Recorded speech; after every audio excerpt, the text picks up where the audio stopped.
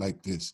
The analogy that I like to use sometimes with people is, I may have a house that I purchased and I renovated it. And, I may think that the house is worth $180,000, right? I put it on the market, and I get 10 offers, and the offers range from, $75,000 to $95,000.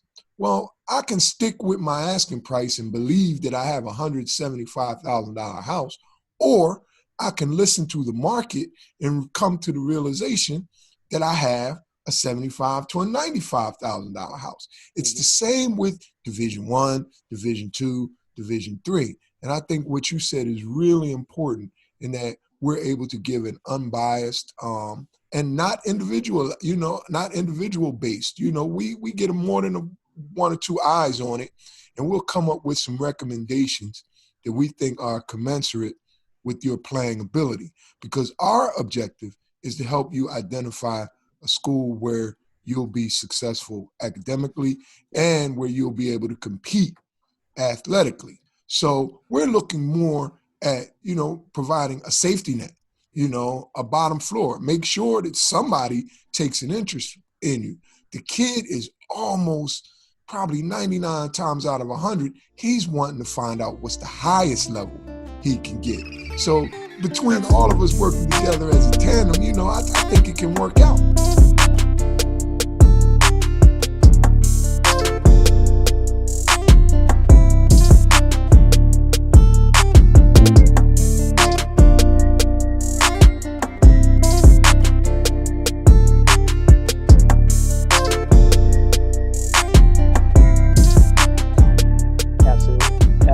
Love the analogy. I'm taking that from you too. We're still in that. It's people really don't understand that there's X number of scholarships that are out there. There are X number of athletes that want them and parents that are pushing for them. And the coaches have to make decisions. And they make decisions that are based on their own rational self-interest. Can this kid help me win my league and achieve my goals and get my contract renewed? So it really is a market, and that's right. And if you don't understand that, and I don't expect 17, 18-year-olds to understand that, they just think they're good enough. And Coach Cal or, Coach K is going to come around the corner. Or in the case of Greg's game, Coach Miles or Coach Saban, they're going to come around the corner. And that's just not the case. But we can find some people that are looking for the skill sets and the academic profile that you bring to the table. You hit it on the head too, Dale, just to reiterate, these kids understand, they're a piece in a machine that operates before they get there, while they're there, and after they're there, right? So, a lot of kids want to compare themselves to other kids. Honestly, I don't know if that matters, right? Because the coach needs to make sure you fit. You're the piece in his machine that's missing. And they already have your piece already there. And in so many cases, kids are they like to collect offers. I got 15 offers. I got 27 offers. I got 40 offers. But you only need one. You can only take one. And that's the guy that's going to actually sign that paper and forward it over to the bursar's office to pay those bills. That's the one that you're worried about. Mm-hmm. Now, sticking with the market analogy, we all know that markets change. And we're undergoing right now a tremendous change it's knocking on the door. I think that sometime next month, the NCAA is going to initiate the elimination of the year in residency. So kids that transfer will be able to play right away without sitting out, going from four-year school to four-year school. Now, since then, I had a coach from a high major program in Texas tell me last night, I was talking to him, he said, man, I'm going to be honest, my boss told me we're not looking at any high school players right now. We want grown men. We want guys that have played either in JUCO or transferred from another school because they'll be able to play right away. Actually had a CIAA, this is Division II, coach, tell me the exact same thing, man. We done with high school kids.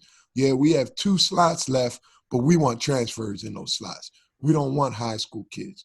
What do you guys think about the impact that this rule change will have on the market for high school level players going forward? Well, Christian, I'll jump in here. I think that, it's sort of, it's specific to your program and the strengths and the reputation and the history and the culture of the program. If you're looking to, just get some kids in, you're not really worried about culture, you're not really worried about anything more than just the talent, then okay, you can go that route and you can just say, okay, we're just going to have different kids come in at different points, and as long as they're talented, we'll make it work. But I think for most programs that are traditionally pretty strong, they believe in development of the athlete. And so the younger you can get that athlete, you can groom them and train them in the way that you do things. They come up in your program from nutrition, strength, just work ethic, everything that goes into your program. You can ingrain that into that student athlete, and I think your upside on that is a lot greater. But I think if you're a program that's been struggling, and I'm speaking mostly from the football perspective, feeling the heat, right? And you got to make it happen now. I'm taking that JUCO transfer because I don't really have to put as much work into that kid. I just have to manage him and see how he fits into the puzzle. But I think if you're a program that's really looking long term and building something, then you're more into the development of the student athlete. And at that point, you really want to go out, do your due diligence, and get some good high school kids and groom them so that in 2 years, however long it takes, you've got something that will really help your program out long term. Now, suppose I'm the recruiting coordinator in one of the, SEC, ACC programs, and my coach just wants me to get the best possible young players, as you say. Why wouldn't I look at the all-rookie team in the Big South, the all-rookie team in the SWAC, the all-rookie team in the MEAC? These kids have come in, and they've performed at the college level, and they have some level of experience dealing with college level travel, weights, academic responsibilities. Don't you think that those kids would be more attractive? And they have 3 years left, to your point, that you want to instill the culture. So you've got 3 years left, and he can come in and play for me next year. You really don't think that's going to change at the high major level? Well, I'm not going to say it's going to change, not going to change. I think, again, it goes back to the type of program you're trying to build. It's not to say these kids that just because they were in quote unquote a lower tier, level of competition, that they wouldn't be good, kind of stepping up. I just think that if I'm a coach and I'm looking to develop over the long term, I'm just going with younger kids. Stick with the high schools. Yeah, that's me. Mm-hmm. I think I was going to say, and I think it also depends on number of pieces you have available that you need too. Elaborate. Well, I mean, like you said, if you're a high major, right, and say your class say you only need just a couple pieces, right? I think at that point it doesn't make sense.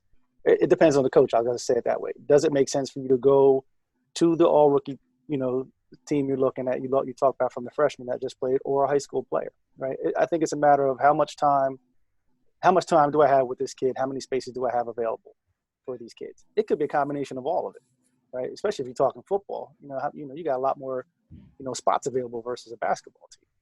Yeah, and I was going to say that too, Dale. I always look at things through the lens of football. Mm-hmm. So I'm thinking, numbers. I have more opportunities. I got more slots. I have more scholarships available to kind of filter out who I really want. But in basketball, say for example, like Clemson, we're getting a lot of transfers coming in, mm-hmm. and it's really helped our program out because they instantly come in and they're able to contribute. It's just a matter of chemistry on the court. But that without that in the ACC, I don't think Clemson will be able to really compete. You know? I could tell you, I have a young friend named is Aaron Estrada. He was all rookie in the MAC, MAAC, St. Peter's, Ryder, Marist, Iona, schools like that. He's going to Oregon, man. Another young fella played 2 years at Binghamton. That's the America East, you know, low major. He's going to Penn State. Basketball, you know, these guys, they look at that synergy.